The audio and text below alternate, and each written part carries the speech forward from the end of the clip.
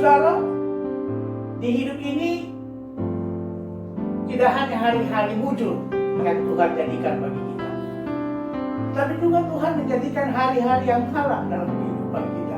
Luar biasa Tuhan kita. Allah yang kita puji dan sembah, Allah yang adalah gembala yang baik. Luar biasa menata kehidupan di bawah jagat raya ini, menciptakan segala sesuatu, menghadirkan segala sesuatu yang banyak hal sebagai manusia tentu kita tidak dapat memahaminya dengan keterbatasan kita, dengan segala kelemahan kita sebagai manusia. Maka hari ini saya mengajak kita untuk merenungkan tema kita hari ini, hari-hari malang dijadikan Tuhan. Bersama dengan renungan pendidik jiwa Gereja Toraja Jemaat Batam hari ini Selasa 5 Mei 2020, kita berjumpa lagi bersama-sama, dan saya yakin terus dan percaya tak pernah habis kasih sayang Tuhan Sang Gembala yang baik memelihara semua umat Allah, keluarga besar Jemaat Batam, bahkan seluruh umat Tuhan dimanapun berada hari ini. Kita selalu yakin meskipun kita tengah berada di hari-hari yang malang, tetapi Gembala yang baik tetap menyertai dan memimpin hidup kita. Nah, saudara-saudara yang saya kasih dalam nama Tuhan, kemarin saya membawa kita untuk merenungkan bagian firman Tuhan tentang hidup bersyukur. Saya mengatakan dalam khotbah saya ataupun dalam renungan kemarin bahwa vaksin corona ataupun antibodi corona itu sesungguhnya Tuhan sudah taruh dalam hidup kita, yaitu hidup yang bersyukur.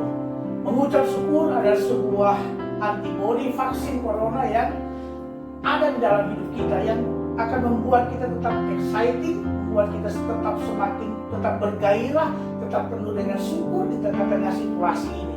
Sebab iman dan imun adalah sesuatu yang tidak bisa dipisahkan.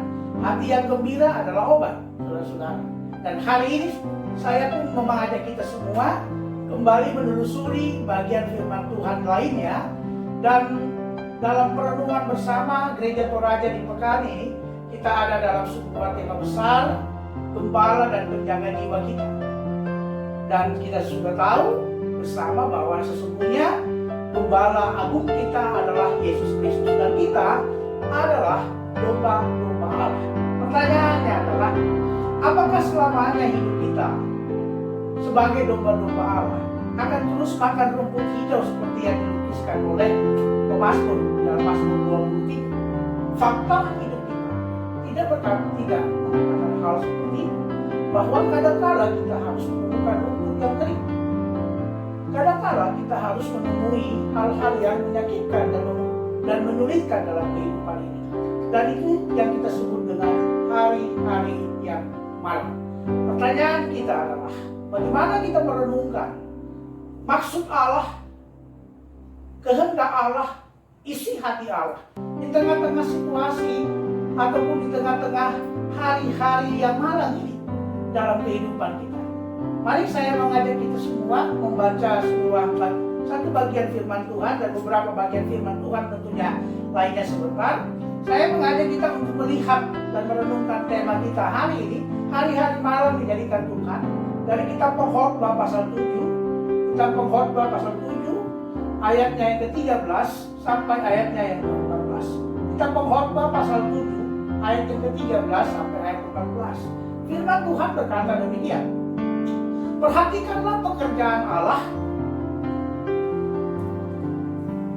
Siapakah dapat meluruskan apa yang telah dibengkokkannya? Pada hari mujur bergembiralah, tetapi pada hari malang ingatlah bahwa hari malang itu pun dijadikan Allah, seperti juga hari mujur, supaya manusia tidak dapat menemukan sesuatu mengenai masa depannya. Saudara-saudara yang dikasihi Tuhan, jelas dalam pembacaan firman ini bahwa Tuhan tidak hanya menjadikan hari-hari mujur. Tuhan tidak hanya menghadirkan dalam kehidupan kita segala sesuatu yang baik dalam arti memuaskan keinginan hasrat biologis kita, hasrat jasmania kita. Tetapi juga saudara-saudara, Tuhan pun menghadirkan yang disebut dengan hari-hari yang malam. Nah, lalu bagaimana sebaiknya? Atau apa yang kita mesti pelajari? Hikmah apa yang kita bisa pelajari dari hari-hari malam? Sebab sebagai domba, kita terus akan mengikuti kemanapun gembala yang agung itu membawa kita. Dan ketika pun kita dibawa kepada hari-hari malam yang juga adalah ciptaan dan yang Dia jadikan untuk kita sebagai domba-domba Allah, maka tidak bisa tidak. Kita pun harus hidup di hari-hari malam itu. Tapi bagaimana cara kita hidup dan apa yang kita harus belajar dari situ, itu yang penting. Bukan soal hari-hari malamnya, tetapi hikmah, pembelajaran apa, itu yang penting. Yang kita mau maknai di tengah-tengah hari-hari malam ini. Nah, saudara-saudara yang dikasihi Tuhan, dalam kehidupan kita, kadang-kala kita konsep berpikir kita atau bangunan pikiran kita selalu dibangun berdasarkan apa yang kita lihat. Tanpa biasanya kita tidak menyertainya dengan menelisik atau menyelidiki lebih dalam. Apa sih sesuatu yang ada di balik apa yang saya lihat? Sesuatu kita katakan baik contohnya, kalau kita bisa melihat hal-hal baik. Tapi belum tentu ketika kita melihat hal-hal baik itu berarti baik. Sebab sesungguhnya di dalam hal-hal yang baik tidak jarang kita menemukan hal-hal yang buruk. Pesta pora contohnya, narkotika contohnya, berbagai tindakan kejahatan lainnya contohnya. Bagi si pelaku atau bagi orang yang melakukannya, hal itu baik, tapi belum tentu betul-betul itu baik. Sama halnya juga dengan hal yang buruk. Ketika kita melihat sesuatu yang buruk, biasanya kita keburu-buru mengasumsikan ataupun berpendapat bahwa itu buruk. Tapi belum tentu pula hal yang buruk itu sungguh buruk. Seorang yang melakukan tindakan kejahatan misalnya, ketika dia harus dibui, ketika dia harus diamankan di dalam ruang penjara ataupun sel-sel tahanan, bagi orang lain atau bagi diri orang yang sementara mengalami hal buruk itu hal yang buruk, hal yang nista. Tapi bisa saja di balik apa yang dia harus hadapi dan jalani itu ada sesuatu yang baik untuk dia. Seorang yang kedapatan untuk melakukan suatu kejahatan di tengah-tengah dunia sekarang harus waspada. Kalau dia tidak segera diamankan, bisa saja dia dianggap pasrah, bisa saja dia lebih hancur daripada itu. Seorang pemakai narkotika, seorang pecandu narkotika, ketika ia dibiarkan di luar sana, bisa saja dia semakin hancur. Tetapi dengan dia ditangkap ataupun dia harus mendekam di dalam penjara, sesungguhnya dia sementara dibebaskan dari sesuatu yang menghimpit dan mengikat hidupnya dan membawanya kepada kehancuran.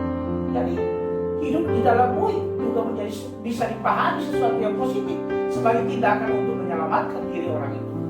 Sama pula di tengah-tengah situasi corona hari ini, kadang-kala dan ini yang banyak terjadi dan hampir semua provinsi mengeluhkan hal ini, bahwa begitu banyak orang-orang yang paling tidak di level ODP dan PDP akan yang positif, kadang-kala tidak jujur untuk mengatakan keadaan diri.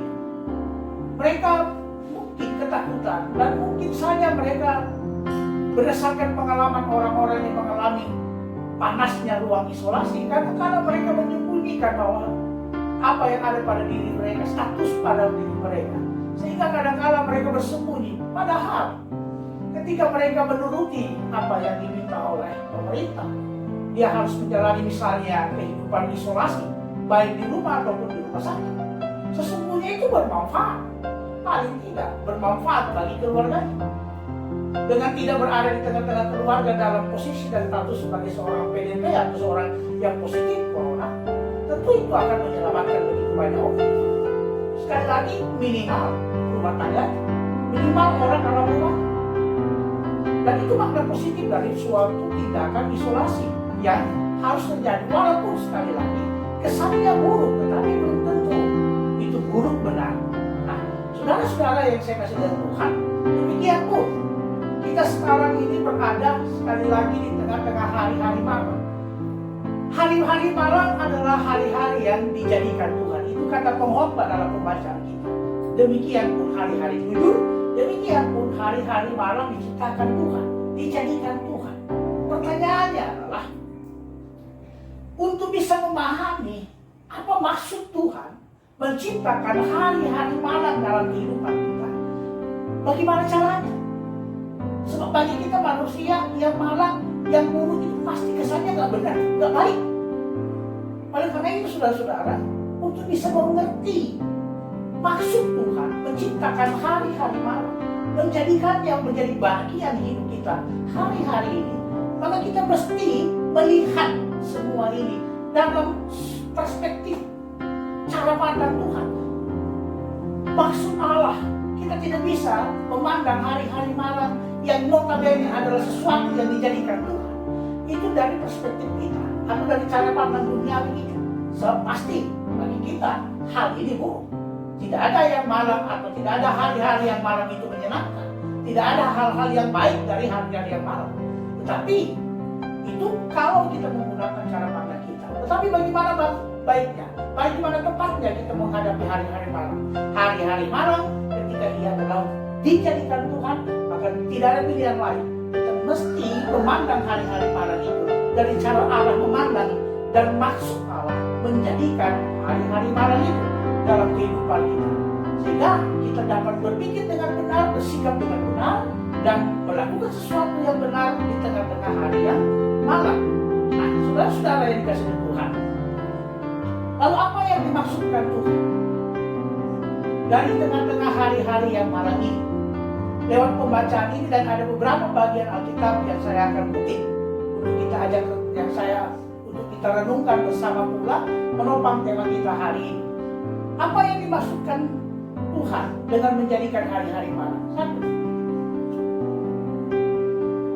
hari-hari malam diciptakan Tuhan dalam kedaulatannya. Semua yang Tuhan buat itu semua dalam kedaulatan Tuhan. Dan walaupun mungkin kita berpikir selama ini, oh loh, kalau begitu, di mana kesan dan keyakinan kita selama ini bahwa Allah itu baik, Allah itu pengasih? Mengapa sampai Dia menemukan ataupun menciptakan, menjadikan bagi kita hari-hari malam? Apakah itu berarti bahwa Allah itu Allah tidak baik lagi?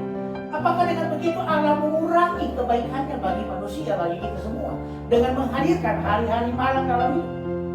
Saudara-saudara, ingat, semua hal terjadi dalam kedaulatan Allah, dan kita harus percaya apapun yang Tuhan buat dalam kedaulatannya tidak akan pernah bertentangan dengan kebaikannya dalam kehidupan kita. Sekali lagi, sesuatu apapun yang Tuhan buat dan jadikan di dalam kedaulatannya, entah itu hari-hari wujud, entah itu hari-hari malam dalam hidup kita, tidak sama sekali bertentangan dengan hakikat Allah adalah kasih. Hari buruk, hari malam tidak bertentangan dengan kebaikan Tuhan yang terus Tuhan nyatakan bagi kita. Jadi saya berharap kita tidak punya kesan negatif. Kita tidak mengambil sebuah kesimpulan yang keliru tentang kasih Allah di tengah-tengah hari-hari malam kita. Sebab apapun yang Tuhan buat, entah itu kemalangan atau kemunduran, itu selalu berbanding lurus dengan kebaikan-kebaikan yang Tuhan hendak nyatakan di dalam segala sesuatu yang Ia buat karena kedaulatannya. Yang kedua, saudara-saudara, hari-hari malam pun diciptakan jadikan Tuhan untuk kita manusia menemukan masa depan kita, menemukan sesuatu bagi masa depan kita. Walaupun di dalam pembacaan kita hari ini, pengkhotbah mengatakan hari-hari malam diciptakan Tuhan untuk supaya manusia tidak dapat menemukan sesuatu mengenai masa depannya. Apa artinya? Apakah berarti Tuhan menghalau masa depan kita dengan hari-hari malam? Tidak. Sesungguhnya justru maksud dari firman ini mau mengatakan kepada kita bahwa hari-hari malam itu dipikirkan sebagai sebuah cara Tuhan untuk membawa kita menemukan hari depan, masa depan yang tentu lebih baik yang Tuhan mau siapkan di balik hari-hari malam. Kata untuk menutup masa depan dalam teks bacaan ini hendak mau mengatakan sebuah paradoks yang berbeda dalam hal ini. Dalam arti bahwa ada sesuatu ketika ada makna yang Tuhan mau katakan ketika Tuhan mengatakan agar manusia tidak menemukan masa depannya. Artinya bisa saja ataupun dalam kehidupan ini ketika manusia berambisi mengandalkan hidupnya, mengandalkan semua kekuatannya untuk membangun masa depannya, disitulah sesungguhnya hari-hari malam diciptakan Tuhan agar manusia tidak menemukan masa depannya. Maksudnya ketika Tuhan manusia tidak lagi bergantung pada Tuhan, ketika manusia sudah meremehkan Tuhan dalam kehidupan, Tuhan memastikan tidak akan pernah ada hari depan bagi kita. Tuhan memastikan bahwa kita tidak akan pernah menemukan sesuatu yang baik bagi masa depan kita di luar kendali dan kedaulatan Tuhan dalam hidup. Maka saudara-saudara yang dikasihi Tuhan, lewat hari-hari malam kita merenungkan kembali hal yang baik untuk membangun masa depan di dalam kedaulatan Tuhan dalam hidup. Mungkin selama ini kita terlalu menyombongkan diri kita. Mungkin selama ini kita terlalu membanggakan diri kita, kepandaian kita, materi kita, kekuatan kita, dan semua ada yang secara lahiriah yang kita miliki yang sebenarnya notabene adalah anugerah Tuhan dalam hidup. Kita kembali kepada hakikat kita adalah kebergantungan kita kepada Tuhan. Hari-hari malam diciptakan Tuhan, dijadikan Tuhan untuk kita kembali kepada kerendahan hati di hadapan Tuhan, bahwa masa depan itu tidak bisa kita putuskan, tidak bisa kita raih, masa depan itu tidak bisa kita capai hanya di dalam mengandalkan diri kita masing-masing, diri dan semua potensi yang ada pada diri kita. Sebab Mazmur 8 pun berkata, dan dalam Ibrani 2 ayat 6 sampai 8, dalam Mazmur 8 dan dalam Ibrani pasal 2 ayat 6 sampai 8, di sana pun dikatakan begini: manusia itu hina, manusia itu lemah, manusia itu seperti bayi saja di hadapan jagat raya ini, dan manusia itu berada di bawah kaki Tuhan. Luar biasa statement yang jelas tentang siapa manusia di hadapan Allah, siapa manusia di hadapan kemuliaan. Kita tidak lebihnya dari seorang manusia yang hina. Kita tidak lebihnya dari sesuatu yang lemah dan rapuh. Tidak lebihnya kita dari sesuatu seperti bayi yang tak berdaya di hadapan jagat raya ini, dan tak lebih kita menjadi sesuatu yang terlalu lemah di bawah kaki Tuhan. Sehingga saudara-saudara dikasihi Tuhan, hari-hari malam sekali lagi akan membawa kita untuk merenungkan bahwa mungkin saja hari-hari hidup itu sudah kita lalui tanpa mengandalkan Tuhan. Dan hari-hari malam mau Tuhan nyatakan bagi kita bahwa sekali-kali hidup manusia hanya mengandalkan diri dan kemampuan yang pada dirinya, dan sekali-kali manusia meremehkan Tuhan dalam hidup, tidak akan pernah ada masa depan. Hari-hari malam membawa kita untuk tunduk kepala, merendahkan hati, bergantung kepada Tuhan dalam hidup ini. Kita kembali temukan kekuatan hidup kita, kembali kepada jalan yang sesungguhnya yang harus kita pegang dalam hidup ini. Bahwa sesungguhnya kita manusia lemah, kita tidak ubahnya sebagai seorang bayi di bawah jagat raya ini, sehingga kita semua lewat hari-hari malam diajak untuk untuk semakin bergantung kepada Tuhan. Dan yang ketiga, saudara-saudara, hari-hari malam pun membawa kita untuk menemukan martabat atau kehormatan kita di hadapan Tuhan. Untuk menemukan kembali martabat dan kehormatan kita di hadapan Tuhan. Saudara-saudara, ingat, kita adalah domba-domba Allah. Dan sebagai domba-domba Allah, tentu segala sesuatu ditentukan oleh Sang Gembala yang baik. Karena itu, untuk memandang hidup ini, kita pun memandang hidup ini berdasarkan apa yang dipandang, apa yang dipikirkan oleh Sang Gembala dalam hidup kita. Sama halnya ketika kita berpikir tentang martabat hidup sebagai manusia. Kadang kita berpikir, dan ini banyak terjadi dalam kehidupan banyak manusia, termasuk dalam kehidupan begitu banyak umat Allah, bahwa ketika kita memandang martabat hidup kita dari perspektif kita, maka seringkali kita terjebak untuk memahami martabat kita ditentukan dengan materi kita. Seringkali kita terjebak martabat kita ada pada keluarga kita.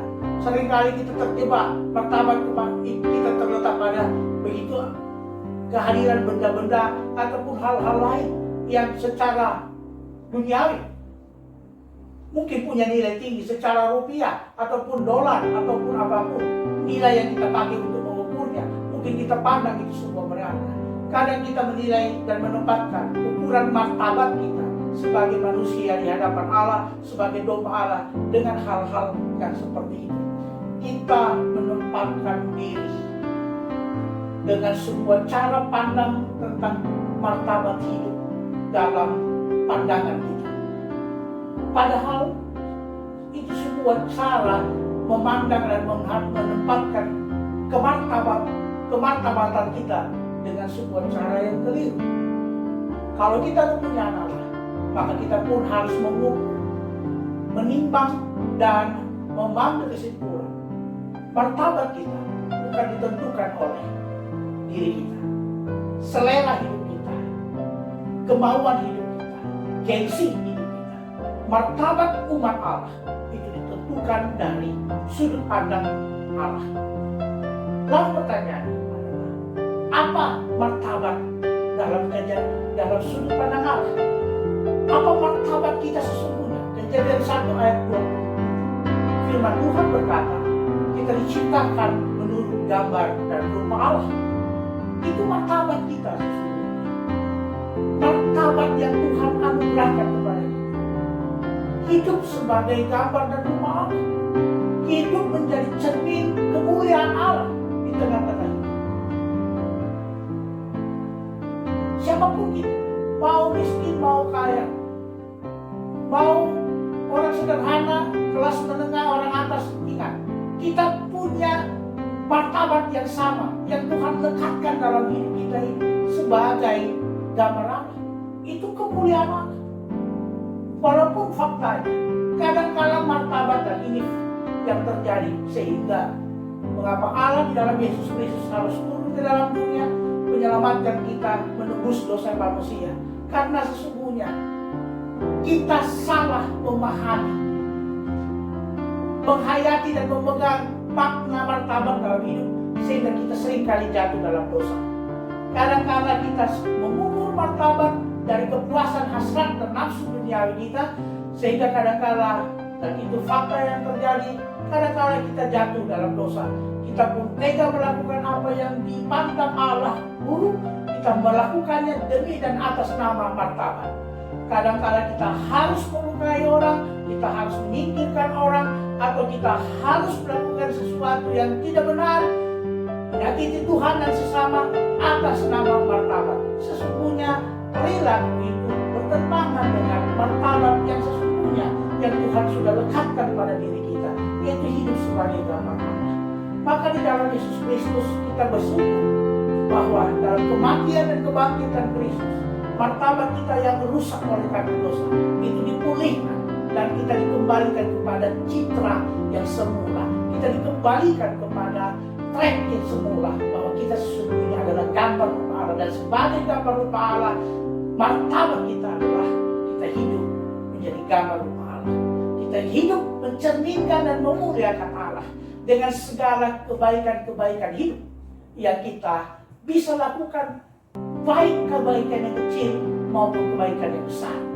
Itu sebagai tindakan hidup, mencerminkan kemuliaan Allah. Dan itulah martabat hidup kita sesungguhnya. Martabat kita yang seluruh, yang sejati, yang Tuhan nyatakan bagi kita. Martabat kita ditentukan dengan segala apa yang baik yang kita pikirkan, yang kita perbuat. Tentunya di dalam tuntunan dan kuasa roh dalam kehidupan kita. Bukan ditentukan dengan berapa banyak harta benda yang kita punya dan berapa banyak kenikmatan duniawi yang ada pada dan melekat pada diri kita. Sesungguhnya hidup kita dalam pandangan Allah, martabat kita adalah keluhuran hati dan pikiran kita, kesucian batin dan sikap hidup yang sungguh mencerminkan kemuliaan Tuhan bagi sesama. Kita menjadi sesuatu yang bermanfaat, sesuatu yang berguna, sesuatu yang mendatangkan kebaikan begitu banyak orang, sesuatu yang mendatangkan kedamaian dan ketenteraman begitu banyak orang. Itulah martabat kita sebagai manusia. Karena itu saudara-saudara, hari-hari malam membawa kita untuk menemukan kembali juga martabat kita. Mungkin martabat memuliakan Allah, mencerminkan kemuliaan Allah sudah terabaikan karena ambisi dunia ini, karena kita keliru memahami martabat kita. Karena selama ini kita mungkin hanya memahami martabat menurut selera dan menurut cara pandang kita. Sesungguhnya dalam pandangan Allah, apa yang kita pandang, apa yang kita simpulkan mengenai martabat itu sebuah hal yang mesti kita luruskan dalam track dan kembalikan kepada apa yang sesungguhnya Tuhan mau, apa yang sesungguhnya Tuhan nyatakan mengenai martabat kita. Nah, karena itu saya percaya oleh Roh Kudus Tuhan, saudara-saudara, di dalam hari-hari malam ini, satu, kita semakin tunduk pada kedaulatan Tuhan. Dan percayalah, setiap kedaulatan Tuhan, apapun yang Dia buat, entah itu hari-hari mujur, entah itu hari-hari malam, tidak akan pernah bertentangan dengan hakikat Tuhan tetap mengasihi kita. Yang kedua, mari kita menemukan masa depan di dalam hari-hari kekuatan dan masa depan yang Tuhan bentangkan di hari-hari malam ini. Masa depan yang mana? Masa depan yang semakin bergantung pada Tuhan. Masa depan yang kembali untuk terus mengutamakan dan mengandalkan Tuhan. Itu masa depan. Sebab bagi Tuhan itu yang penting, itu yang terbaik yang mesti kita persembahkan. Hidup yang kita jadikan persembahan kepada-Nya. Masa depan dari Tuhan tidak selamanya identik dengan keberhasilan, dengan kesuksesan, dengan materi yang melimpah. Tapi masa depan yang Tuhan mau adalah ketika kita hidup semakin bergantung kepada-Nya.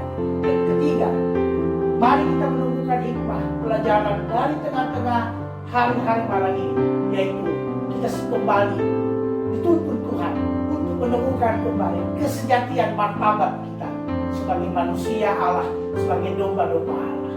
Kita tidak martabat kita sekali lagi tidak ditentukan dengan apa yang kita miliki, tingginya kedudukan yang kita tempati, banyaknya harta benda yang kita punya, dan begitu banyaknya hal-hal duniawi lain. Tapi martabat kita adalah ketika kita kembali hidup mencerminkan dan memuliakan Tuhan di tengah-tengah dunia anugerah Tuhan, di dalam jagat raya anugerah Tuhan ini, sehingga dimanapun kita hadir, hari-hari malam sekalipun, kita terus berdampak baik bagi orang. Mari kita persembahkan hidup untuk menemukan hikmat Allah di hari-hari malam ini dalam tuntunan Roh Kudus Tuhan. Tuhan memberkati seluruh jemaat Tuhan dimanapun berada. Saya percaya hari-hari malam dijadikan Tuhan ini membuat kita semakin exciting hidup di dalam segala kebajikan dan kemurahan Tuhan, hidup dalam pengembangan Tuhan yang sungguh setiap waktu. Selamat berjumpa dalam program berikutnya. Tuhan memberkati. Jumpa lagi.